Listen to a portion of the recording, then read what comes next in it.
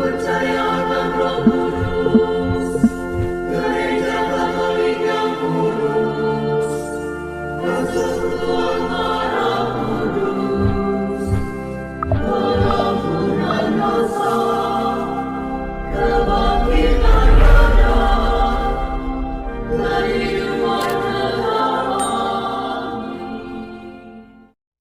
Salve sahabat Katoliku keren, setiap hari Minggu misi sedunia yang tahun ini jatuh tanggal 24 Oktober 2021, Vatikan akan mengeluarkan data statistik Gereja Katolik terbaru. Di tahun 2021 ini, data tahun 2019 akhirnya dirilis. Perlu digarisbawahi bahwa untuk mengumpulkan data dari seluruh umat Katolik dunia, Gereja Katolik memerlukan waktu 2 tahun, karena data yang dikumpulkan tidak sembarang dan valid. Sehingga untuk data statistik Gereja Katolik tahun 2021 akan dirilis pada tahun 2023 nanti. Inilah data statistik Gereja Katolik paling terbaru 2019 yang dirilis tahun 2021 ini. Bagaimana perkembangan Gereja Katolik di dunia? Inilah dia. 1. Jumlah umat Katolik. Jumlah umat Katolik pada tahun 2019 mencapai 1.344.403.000 umat atau mencakup 17,74% dari total penduduk dunia dan mencakup 54% dari total umat Kristiani dunia, menjadikan Gereja Katolik sebagai kekristenan terbesar di dunia dan juga agama terbesar di dunia. Dari 1,34 miliar umat Katolik ini, 98% diantaranya menggunakan ritus barat, baik Latin Roma, Latin Mozarabik, Latin Ambrosian, dan Latin Anglikan. 2% sisanya menggunakan ritus timur, Alexandria, Armenia, Antioquia, Bizantin, dan Kaldea. Pertambahan umat Katolik antara tahun 2018 sampai 2019 mencapai 15,4 juta umat baru, baik baptisan bayi maupun dewasa. Dari 15,4 juta umat Katolik baru ini, 8,3 juta diantaranya berasal dari benua Afrika, 5,4 juta umat baru lainnya dari benua Amerika, 1,9 juta umat baru lainnya dari Asia, 118.000 umat baru lainnya dari Australia dan Oseania, sedangkan di Eropa terjadi pengurangan umat Katolik, yaitu 292.000 umat Katolik yang berkurang di Eropa. Hal ini karena angka kelahiran di benua Eropa yang rendah dan juga banyaknya penduduk yang beralih menjadi ateis. Adapun sebaran umat Katolik dari 1,34 miliar ini, 48% diantaranya hidup di benua Amerika, yaitu 647,2 juta umat, 21% umat Katolik dunia hidup di Eropa atau 285,6 juta umat, 19% hidup di benua Afrika atau 251,6 juta umat, 11% hidup di benua kita Asia yaitu 149,1 juta umat, dan 1% sisanya hidup di Australia dan Oseania atau 10,9 juta umat. Persentase umat Katolik terhadap penduduk.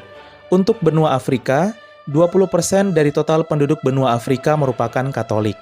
64% penduduk benua Amerika merupakan Katolik dan menjadi mayoritas di benua Amerika. 4% penduduk benua Asia merupakan Katolik.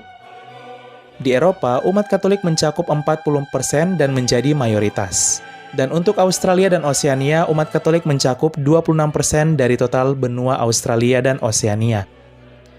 Di dunia ini ada sekitar kurang lebih 1 juta gedung gereja Katolik untuk 1,34 miliar umat Katolik dunia, sehingga satu gereja Katolik untuk 1.344 umat. Adapun gereja Katolik memiliki 3.171 wilayah gerejawi yang tersebar di seluruh dunia, dengan rincian 652 keuskupan agung, dan 2.248 lainnya merupakan keuskupan sufragan, vikariat apostolik, dan lain-lain. Umat Katolik dunia tersebar di seluruh negara. 2. Jumlah uskup. Pada tahun 2019, jumlah uskup menurun sebanyak 13 uskup menjadi 5.364 uskup. Berkurangnya jumlah uskup ini disebabkan oleh jumlah uskup yang berkurang di benua Amerika. 3. Jumlah imam. Jumlah imam atau romo atau pastor di dunia mencapai 414.336 imam atau pastor atau romo tahun 2019, bertambah 271 imam baru. Adapun dari 414.336 imam ini, 282.136 imam diantaranya merupakan imam diosesan, dan 132.200 imam lainnya berasal dari kongregasi tarekat atau ordo. Adapun satu imam, romo atau pastor di dunia melayani 3.245 umat. 4. Jumlah diakon. Pada tahun 2019, jumlah diakon mencapai 48.238 diakon atau bertambah 734 diakon. 5. Jumlah biarawan. Jumlah biarawan kita bagi ke dalam dua bagian. Yang pertama, biarawan calon imam atau frater calon imam atau seminaris di seminari tinggi, mencapai 114.058 frater, di mana jumlah frater di dunia berkurang 1.822. Hal ini karena penurunan jumlah panggilan menjadi calon imam di benua Asia dan Amerika. Kemudian biarawan bukan calon imam atau frater bukan calon imam atau yang biasa kita panggil dengan bruder atau frater kekal, mencapai 50.295 bruder. Jumlah bruder di dunia juga mengalami penurunan, yaitu sebanyak 646 bruder. Hal ini karena penurunan jumlah panggilan menjadi bruder di Amerika dan Eropa. 6. Jumlah biarawati. Jumlah biarawati di tahun 2019 mencapai 630.099 biarawati atau suster, berkurang 11.562. Hal ini karena penurunan jumlah panggilan menjadi biarawati di benua Eropa dan Amerika. 7. Jumlah katekis. Jumlah katekis atau guru agama Katolik di dunia mencapai 3.074.034 katekis, berkurang 2.590 katekis, akibat penurunan jumlah panggilan menjadi katekis di benua Asia. 8. Misionaris awam. Terdapat 410.440 misionaris awam dan bertambah 34.252 tahun 2019.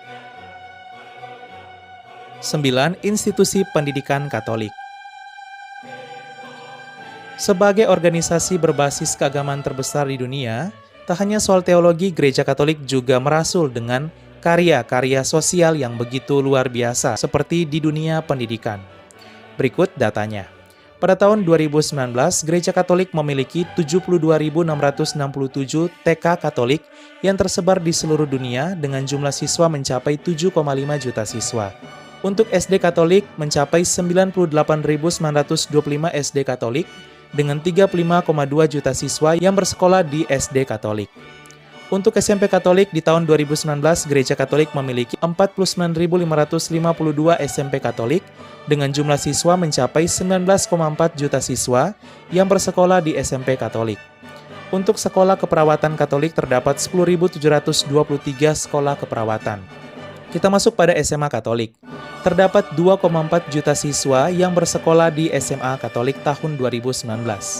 Untuk SMA Seminari, terdapat 97.000 seminaris di seminari menengah yang studi di SMA Seminari Menengah. Gereja Katolik juga terkenal akan universitas-universitas Katolik yang didirikannya yang begitu top dan luar biasa serta berkualitas. Di tahun 2019 ada 3,8 juta mahasiswa yang kuliah di Universitas Katolik. 10. Yayasan Amal dan Kesehatan Katolik.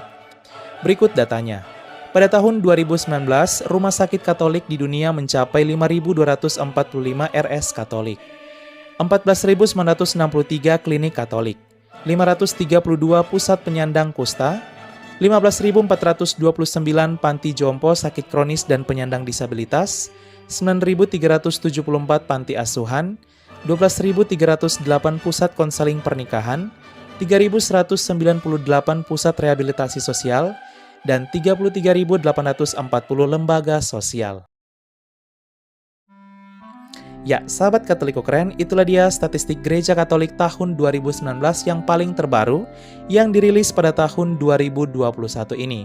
Untuk statistik Gereja Katolik di tahun 2021 nanti akan dirilis 2 tahun kemudian, yaitu di tahun 2023. Wow, luar biasa ya perkembangan gereja kita. Dan kita doakan semoga terlebih panggilan menjadi imam, biarawan, dan biarawati terus meningkat di dunia, agar semakin banyak umat yang terlayani, dan juga semoga umat Katolik di dunia tidak hanya bertumbuh secara kuantitas tapi juga kualitas, yaitu iman, harap, dan kasih kepada Tuhan dan sesama. Selamat datang di Gereja Katolik yang merasul bukan dengan debat, adu teologi maupun membagikan brosur, tetapi merasul dengan kualitas dan teladan kasih seperti Kristus, melalui mendirikan berbagai yayasan pendidikan dan juga berbagai yayasan sosial, amal, dan kesehatan. Katoliko keren, salve!